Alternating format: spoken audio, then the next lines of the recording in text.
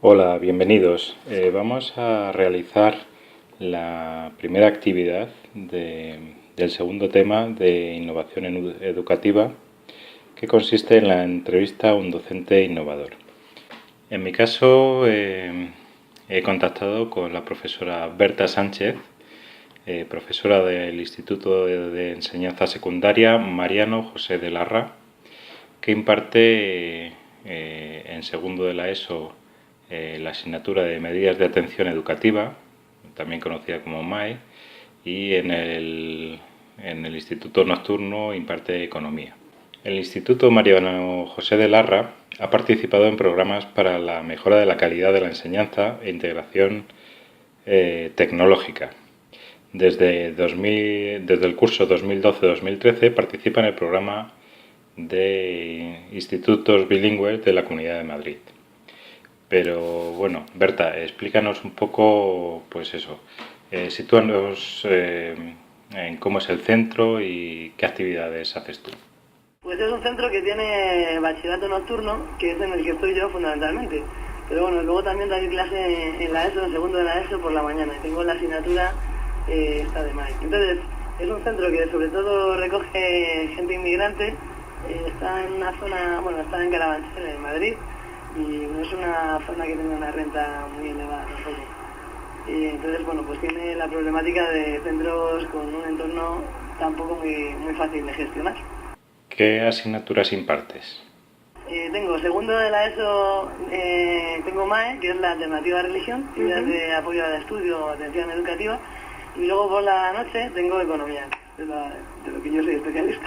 Para ti, ¿qué es la innovación educativa? Pues yo creo que la innovación educativa busca, o sea, de lo que se trata es de buscar soluciones a problemas y a necesidades que van surgiendo. Entonces, pues en el momento en que encuentres una solución que realmente consiga pues satisfacer ese problema, pues es una innovación educativa.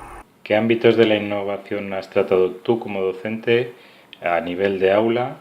Y bueno, si el centro ha hecho algún programa de innovación, cuéntanos algo sobre ello. Sí, yo creo que lo más interesante es que os hable de lo que he hecho en la propia clase, que es de lo que mejor os puedo hablar.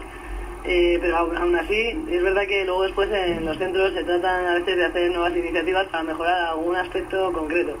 Mi centro no es especialmente innovador desde el sentido más amplio de la palabra, no sé, por ejemplo, el trabajo de las inteligencias múltiples o cuestiones de este tipo, pero bueno, sí que hace algunas iniciativas que puedan mejorar un poco pues la integración de la variedad de inmigrantes que hay, cosas de este tipo.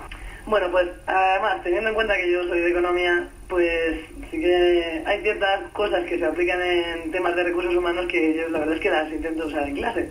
Entonces, si tú al final generas un ambiente donde todo el mundo se siente valorado, respetado, etcétera, pues entonces eso al final va a hacer que el resultado final sea mucho mejor, ¿no? Entonces, bueno, pues lo que les he propuesto ha sido distintas actividades.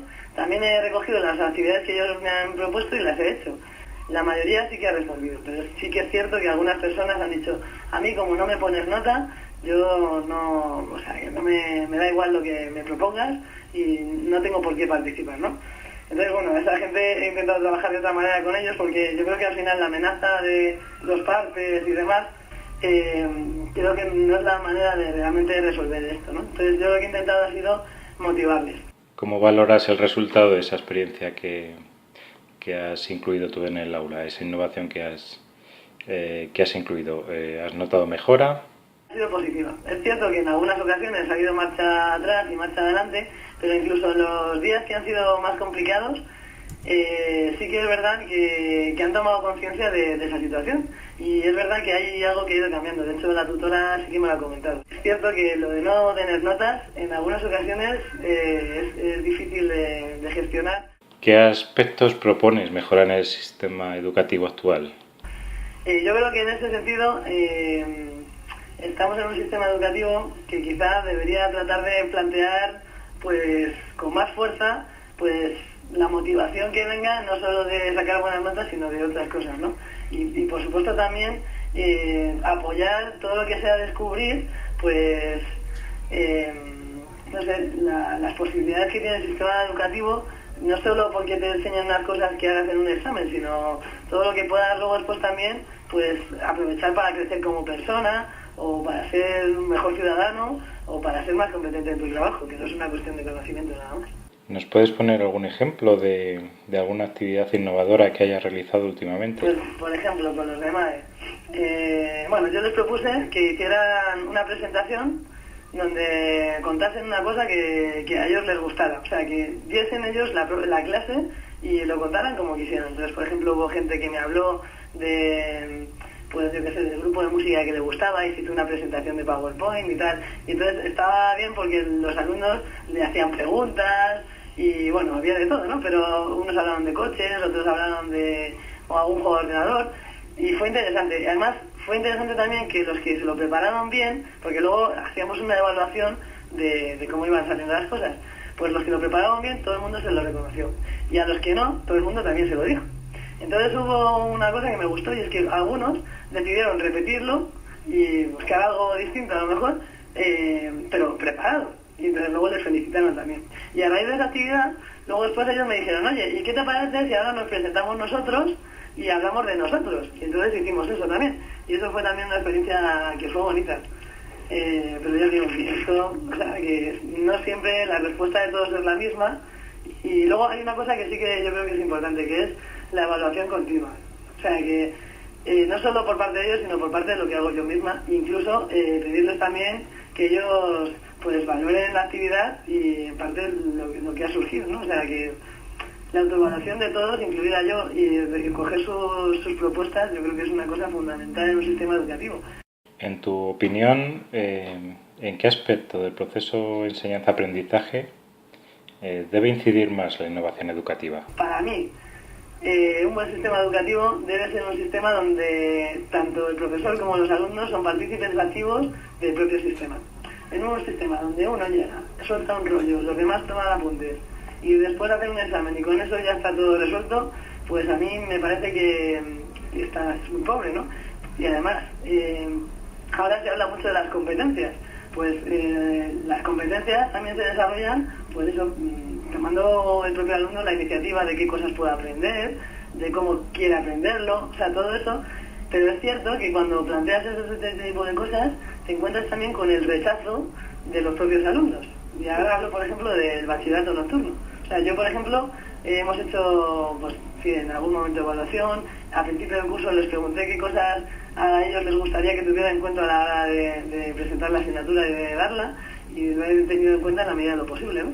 Pero es cierto que algunos alumnos me comentaron que eso, pues que era como un poco raro, ¿no? Y que ellos no se sentían cómodos con ese tipo de planteamiento.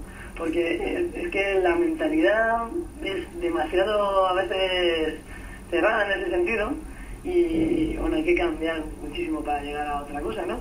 Luego también, claro, pues que para eso también tienes que contar muchas veces pues con más apoyo social y familiar, y eso no siempre es así. Entonces, bueno, te sientes un poco sola ante el peligro y tratas de hacer lo que puedes, pero a veces es a base de convencer y no siempre es fácil, ¿no? Hemos hablado de problemas para innovar en cuanto a reticencias de los propios alumnos al cambio y su entorno.